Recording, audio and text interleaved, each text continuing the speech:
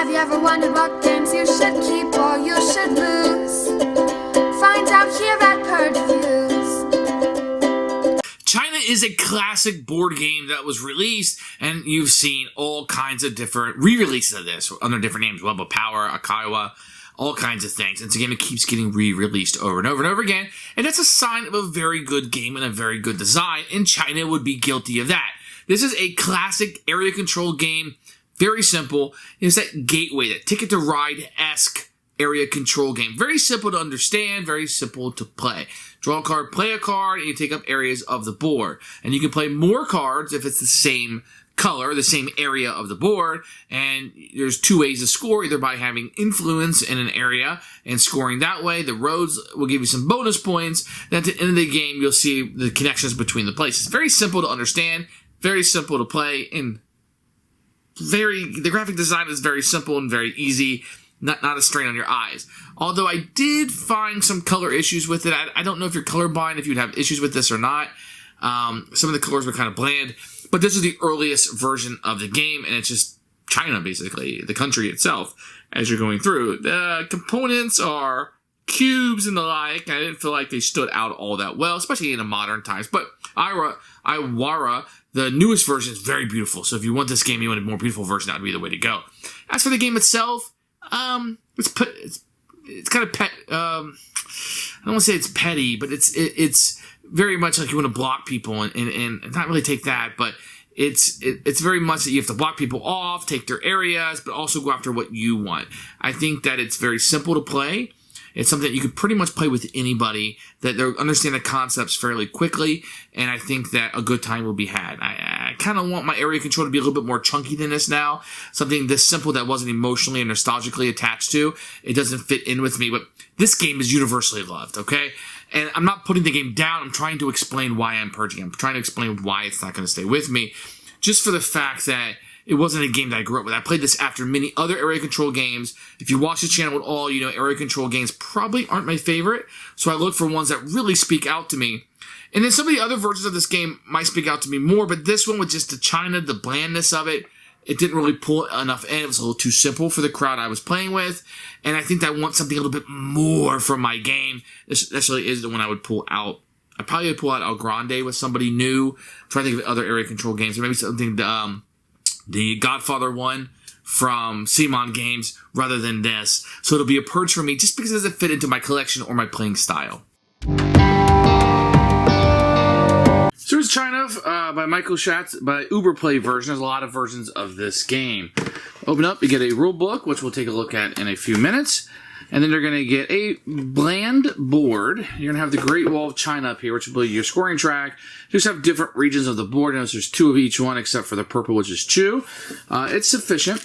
You're going to have a box that's much bigger than it needs to be, rather just to set the board. You're going to get a ton of wood. Now, we've been down this path before with wood. Very nice pieces. Basically, the four primary colors are used to in board gaming. A little piece that will mean different things.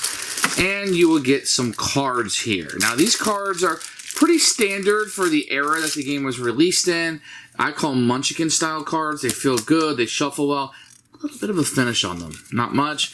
But for the most part, they're going to have the logo on it and then the different areas. So not a lot of artwork involved. You're basically just going to get the different areas of the board. The components are okay. They're not going to wow you, but if you like wooden bits, which I know a lot of people do, this is going to knock your socks off.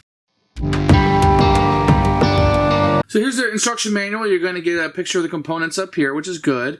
You're going to get a little bit of information over here based on number of players and game setup. I wish there was a picture of setup, but back then we didn't get that a whole lot.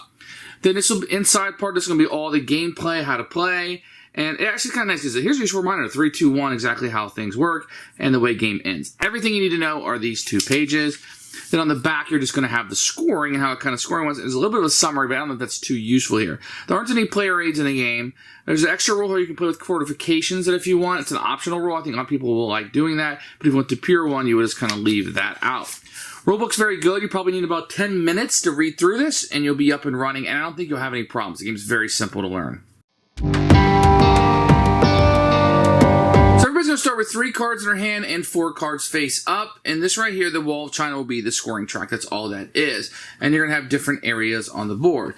Basically, there's a 3-2-1 rule that you'll be utilizing during this game, which says you may place play up to 3 cards to place 2 pieces in one region. So, for example, if I wanted to go to Chu, I could place a piece in Chu by playing a purple card. 1 card, and I could put it down anywhere in Chu that I wanted. Now, if I wanted to play another one, I could play a second Chu card, which I didn't have, but I could play 2 matching cards, so playing all 3, and I could put another piece in Chu. So I could put one of these emissaries out, or I could have put another house out. It didn't matter. So that would be Chu, and then what I would do is, I spent all 3 cards, I could draw up to 3. I could take any of the face-up cards, or I could just draw from the top of the deck. So say I wanted these 2 cards, and then maybe I would take a random off the top. Look, I got green anyway.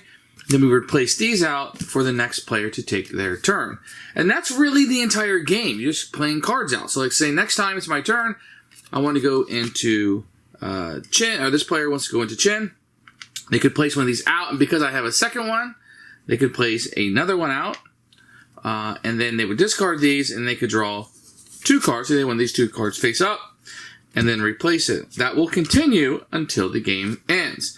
Now, if a place ever gets full of houses, so one of these, let's say one of these locations is completely full, and like this, so Chen is completely full, then you're going to score points in this location only, this region.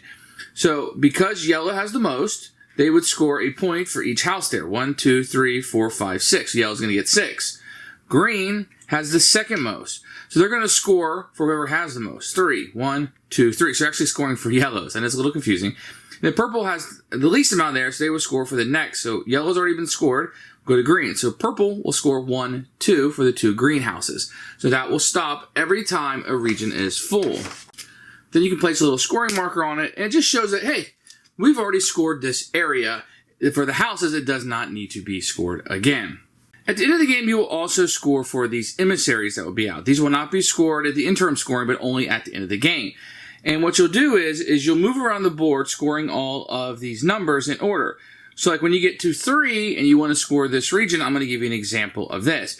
If you have a majority, then you are eligible to score. So what you would do is, so purple has a majority here and has a majority here, so they would score for all of the emissaries. 1, 2, 3, 4. But let's say they had the majority here, but not here. If you don't have the majority in both and you're scoring 3 for each of these, then you don't score any points. So a tie is also having the majority. If it was something like this, where purple and blue are tied in both regions, then purple and blue would score both of those. Or if you had the majority, so let's say purple has 2 here, and blue only has 1, blue would no longer score because they don't have the majority in both. They only have the majority here, but not here. So I don't over confuse it. Then you would do that for each of the numbers. Whoever has the most points is the winner of the game. The only other way to score in this game is if you're able to create a road. So let's say you had 4 houses in a row, then you would score points for having these roads set up. So that's another thing you can kind of plan out. So people might come in, and try to block it off so you can't get 4 in a row. And you want to try to get these as long as possible without branching off. So like this right here, then if I went there, that's still going clear. But if I branched off in this direction, that would not count. So you have to make sure you're going in one way. That's kind of why you can score extra points for that. There is a variant where you can use these fortifications. And you can place these out, and they act like neutral pieces, and they're placed on little houses that can be used as blockers. And then with these, they would be doublers. So if, like, say it was like here, in the chin area, you would score double if it had a fortification there. So that's kind of how those will work. But these are an optional rule you can utilize in the game. Who should buy this game? Anybody who's interested in classic games. If you want like one of the earliest, best area control games, very simple interface, very simple to understand and play, this is definitely it. This has a huge pedigree to it. People really, really enjoy this game, and it's what I can easily recommend. Now, it's a purchase for me just for the reasons I stated before, that just doesn't fit into my collection and the kind of gaming that we're looking for. I would probably go somewhere else for my area control. Classic design, though. It's why it's been re-released. One of the most well-respected games, and a classic game with that. Didn't fit my style, but it doesn't mean it won't fit yours. It's one I can still recommend to most gamers.